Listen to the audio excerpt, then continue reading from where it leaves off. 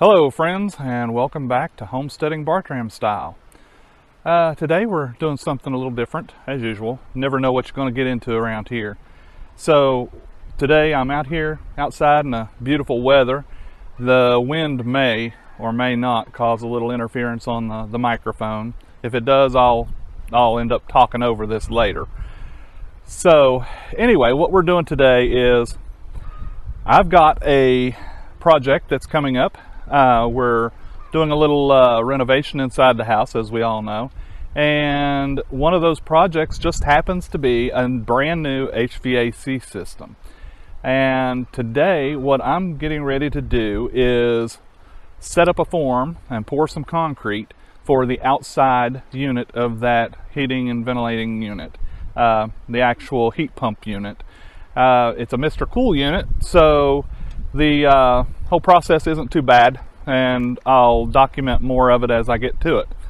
So what we've got here today is an area that is about 42 by 29. The inside unit, or the inside of the box, will be 42 by 26 when I'm all said and done. So I got to level out the dirt a little here, and then once it's leveled out, get the form in. Then I'm going to do some rebar and wire mesh. I don't know if you see it over here beside me or not. And I'll take you through that process and show you a little bit about it. I've messed around with concrete a little bit of all my life, so I'm an old hand, so to speak, at it. Anyway, I'll basically do a time lapse or a fast forward through most of this digging and prep work. And then once I get to the point, I'll make the forms, show you that. They're already pre-cut and ready to screw together. And then we'll do the mixing of the concrete.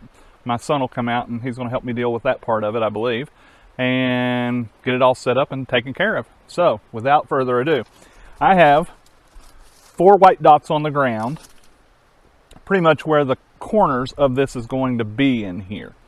And all I'm going to do is basically, it's mounded right in here because of a ditch line we put in over here for some other things going down that way from a house, utilities and whatnot, to an outbuilding.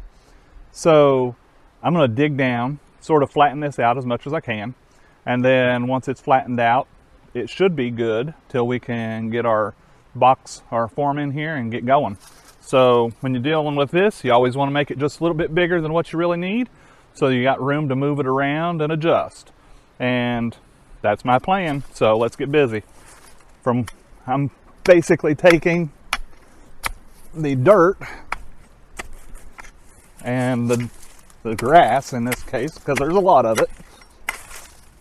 You want rid of that. So no roots, no grass roots, no tree limbs, things of that nature. You don't want that in your concrete, or you don't want it sitting on the concrete. Now this is going to be a 4-inch pad, but it's not going down below the frost level. This one's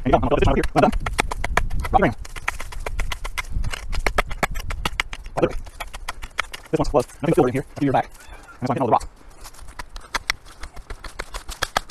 See, sandstone. All right, there's that part. Now get rid of that.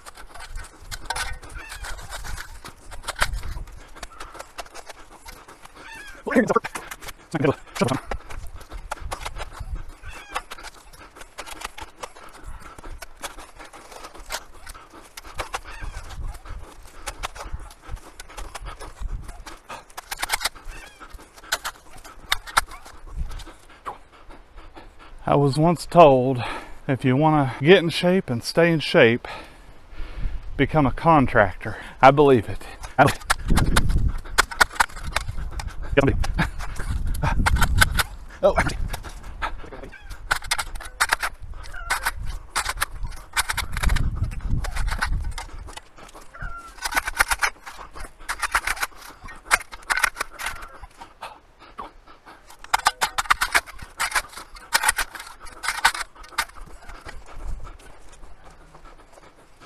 All right.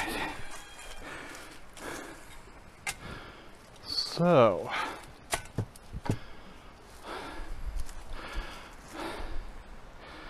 Let's bring you over for a close-up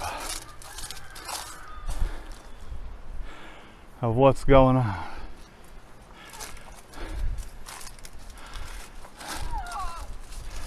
Now, as you notice, it's been cut down quite a bit.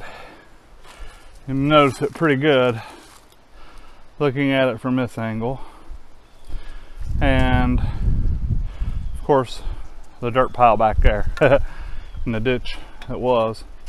So basically, now it's time for me to build out the forms and get them.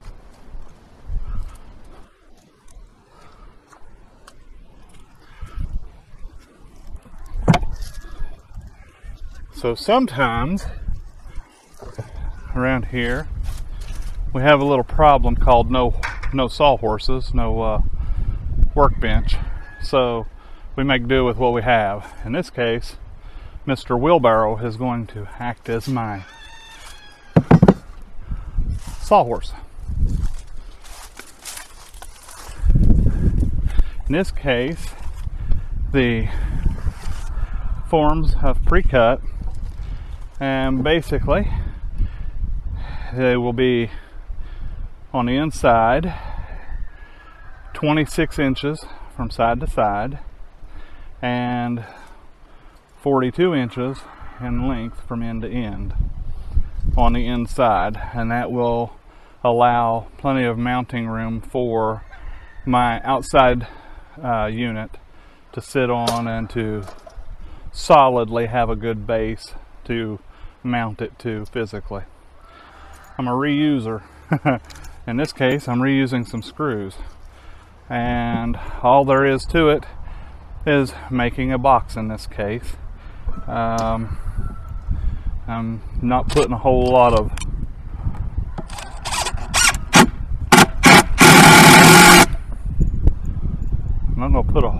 into it. Basically, it just needs to be solid enough to hold 3.5 inches of concrete when it's all said and done. And typically speaking, that's not going to take a whole lot, especially when it's just this size of a pad. You get into bigger pads and you end up having to do a whole lot more bracing and prep work and just making sure that it physically can handle the pressure from the concrete pushing against it from the inside. So, I guarantee you, I'm gonna use stuff. There's not a whole lot of straightness, but we'll try. I'll make sure that slope on each side.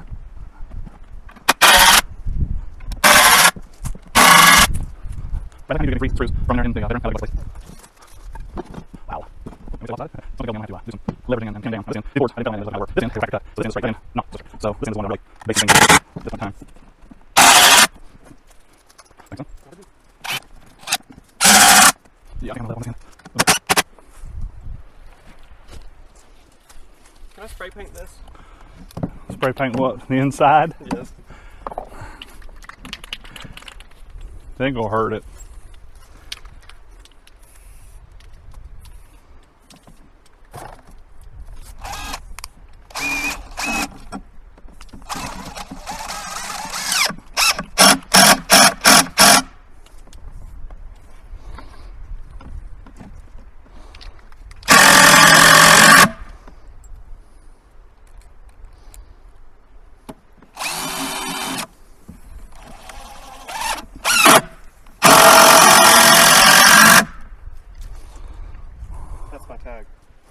Okay, pretty.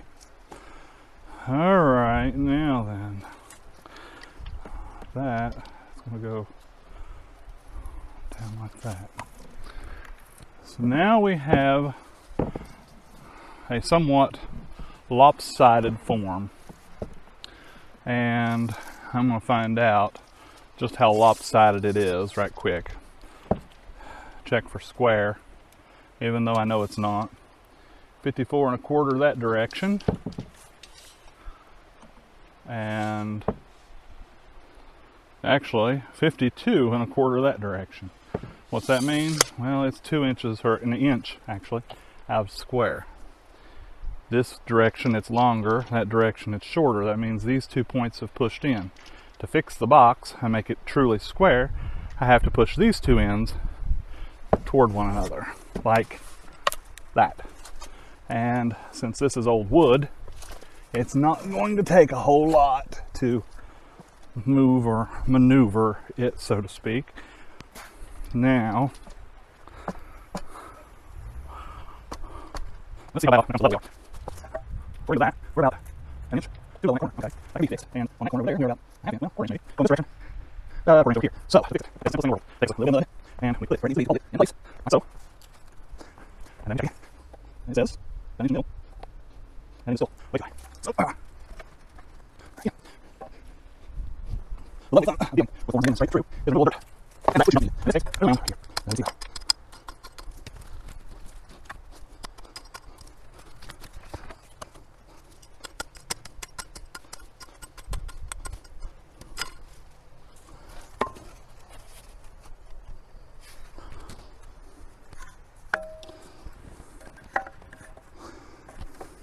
Beautiful.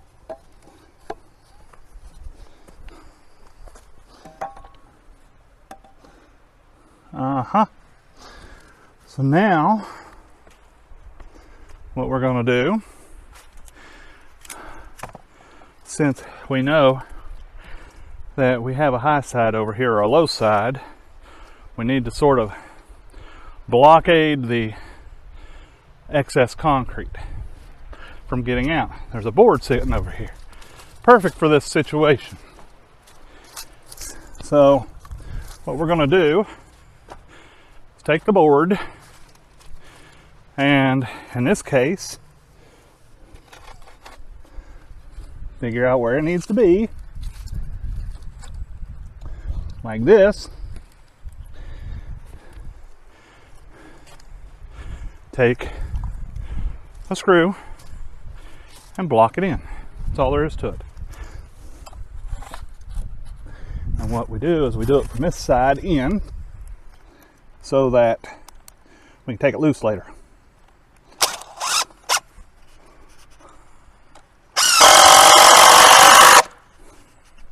Now then,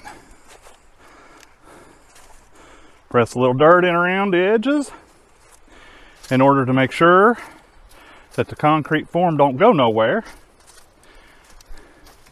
And then we can get started with the rebar and the wire mesh. Go ahead and put this in there? Yeah, go ahead and put it in, just don't. Start making it. Yeah.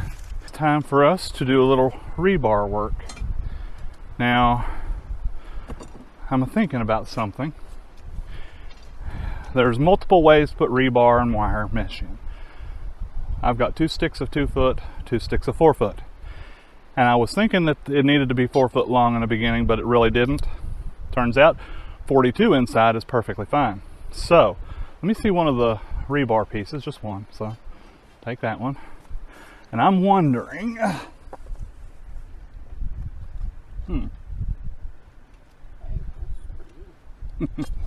so what we're going to do is, instead of cutting the rebar down, we're going to take the rebar and do an X pattern with the long pieces. Then we're going to come across it on these ends, out a little further out, and then we'll crisscross across. And then when we're done, I'll wire tie this and put some actual wire mesh on top of it, put a couple little rocks under it here and there to keep it up off the ground, and go from there. So what we need is that block. Just set it down there. We're gonna take this block and we're gonna make stands right after I'd learned to do it right. So basically we need to keep it up off the ground, the rebar that is, and the wire mesh. So in the middle We'll put us a piece to hold it up off the ground, well within our area. Then at every point that the rebar comes across one another, we'll do the same to hold it up off the ground. Is that good? Yep. Pile it right there. Actually bring it back about right there. And then we'll need something. See that rock right there? One beautiful thing about concrete, rocks don't hurt it. It's actually made of rock, so. All right, so that's that part.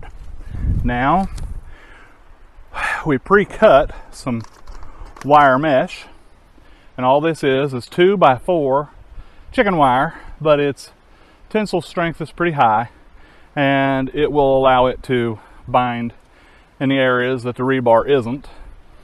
Should fit right down in here, and then we'll work on tying the rebar to it and go from there.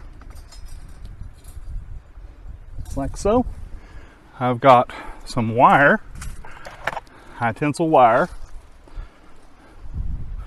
and with the wire we're just going to take it, find my pliers, and we're basically going to loop it around the rebar, and I'll give you a close-up of this in just a minute, and around the wire mesh itself to hold it in place. And then that basically keeps it from moving after the cement is poured in. I'll show you this part in just a few seconds here when I'm finished.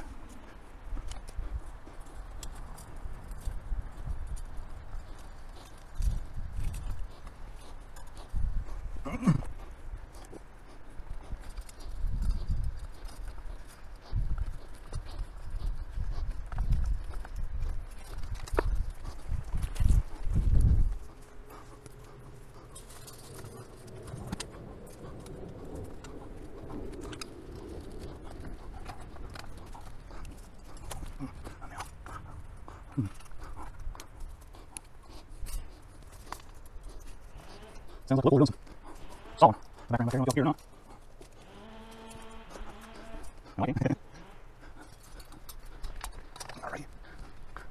Well, what this is all about is making sure that one, the concrete, it cracks, doesn't go anywhere, and it stays together. And the pad size, I'm not real concerned about cracking as much as I am concerned about it holding the actual unit down. Alright, here's over there. Alright, y'all. Time for a close-up so you can see just what it is that I've been up to over here, in case you couldn't see. So you'll notice X pattern, and then we crossed again over there and back here with rebar, and then the grid of the wire mesh over it. And as I was saying a moment ago to my son, this is about making sure that your concrete, if it does happen to crack, it doesn't actually pull apart and cause a big mess. With a pad this size, like I told him, I'm not real concerned about it having issues, cracking. It's more about the machine that's going on it being held down by it thoroughly. So from here, our next step is to mix some concrete up. So without further ado, let's get busy and make some concrete. Now when you're mixing your concrete, we'll be using Quikrete bags of concrete, 80-pound bags, mixing them in this little trough over here. And yes, that's a put together trough. And then doing it old school style here. And basically we're going to be mixing it till it's nice and thick. Want to go ahead and start? Yep.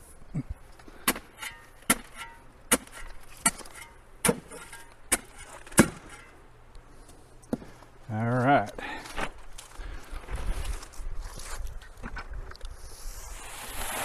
Oh yeah. And I thoroughly expect some of this to be a pain to mix, simply because it's been sitting in the back end of my car for a while. But then again, maybe not. You want me to get at it? I'll let you pour the water. Yeah.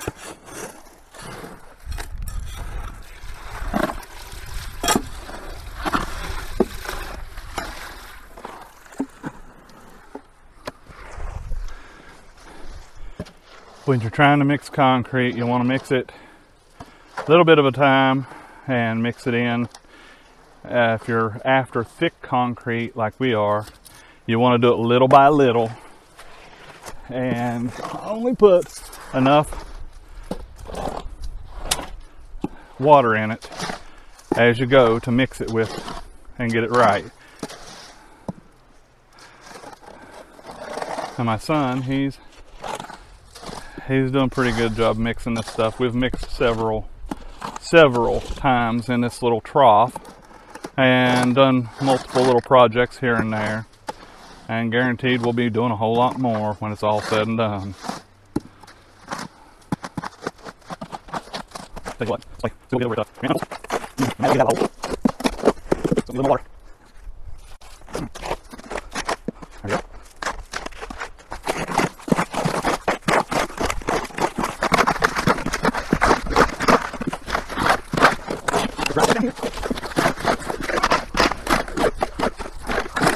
Alright.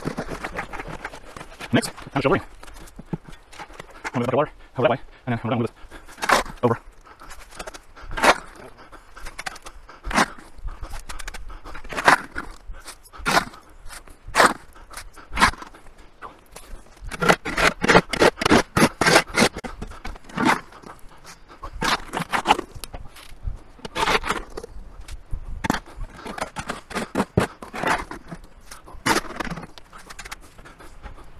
One down. 3 more, 4 more. This one come out just a little more soupy than I like, but it'll be okay. Yep. Time to put her in the form. Put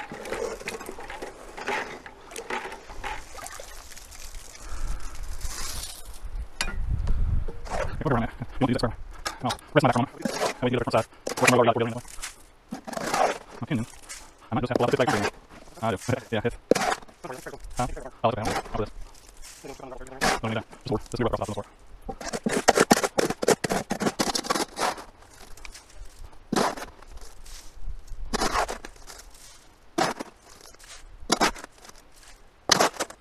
Okay.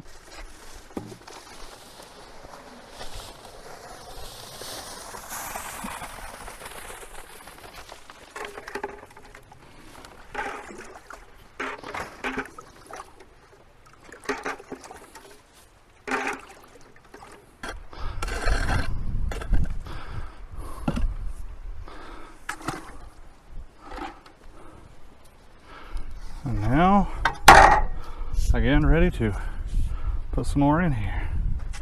Right after we remove the leaf.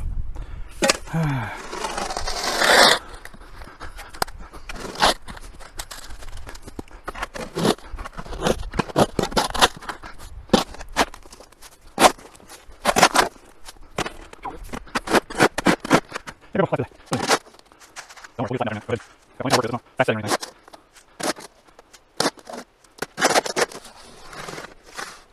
Good consistency.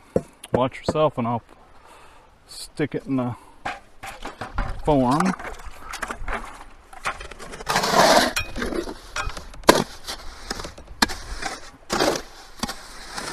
Oh yeah.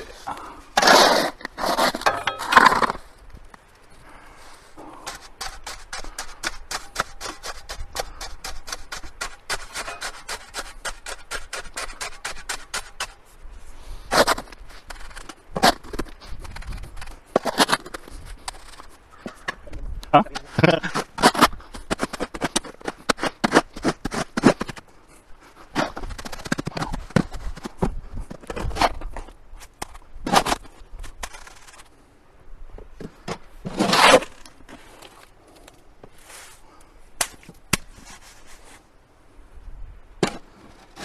I think we need us a board. How long? About 3 or 4 feet.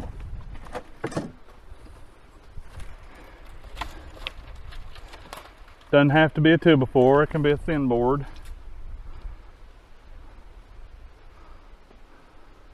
Just with a straight edge is all. No, we need a a board that can go from side to side. So there's a big hole in there, you know. So what we're going to do is, since our form is pretty level, we know that, what we're going to do is we're going to hook it across this way. You go the short way. Oh. So you find your most level side, doesn't matter really, and then you do this. And in this case, we know that there's some needed over there, so we'll fill it up real quick. We don't care if it goes over.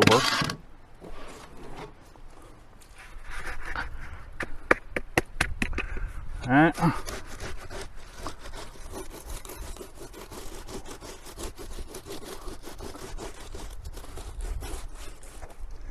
And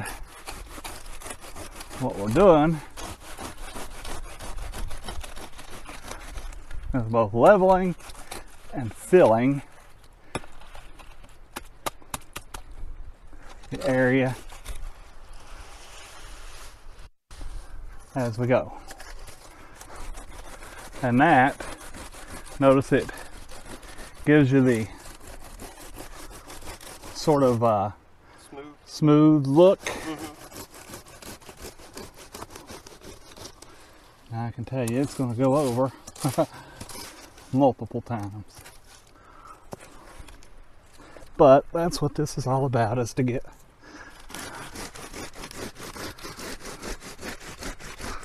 the excess off of this.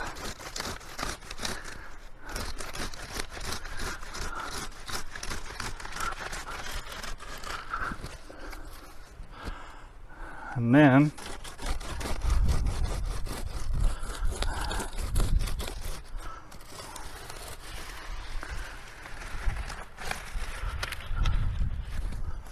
all right. Oh.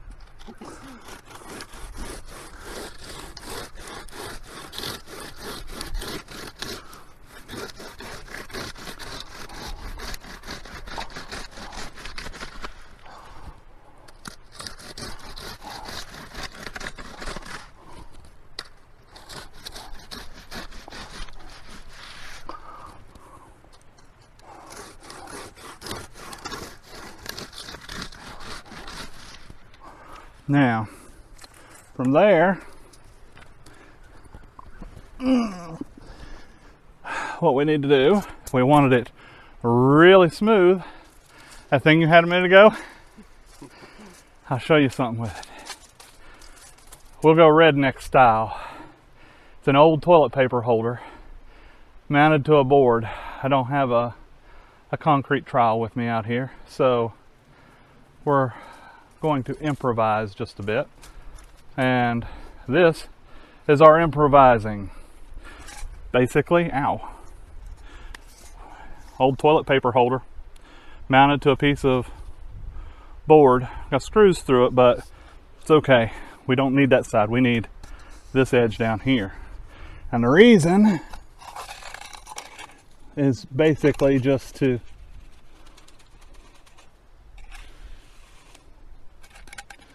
do this.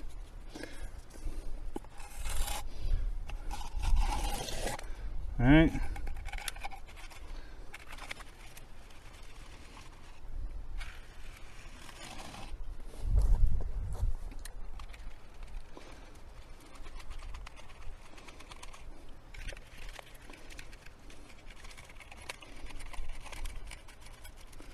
And all I'm doing is just bouncing it a little.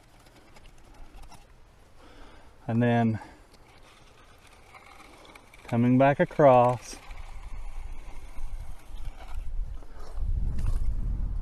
and that's it. And then I'll do the same thing going the opposite way.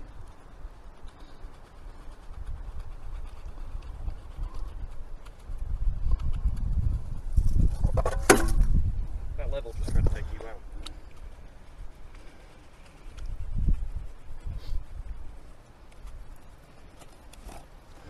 All right, and then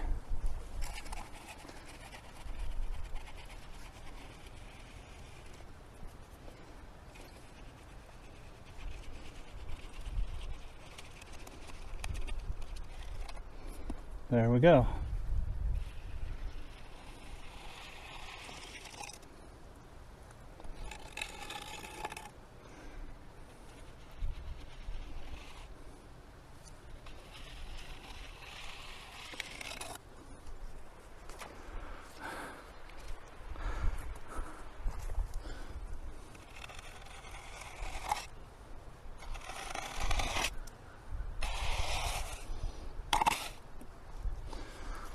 So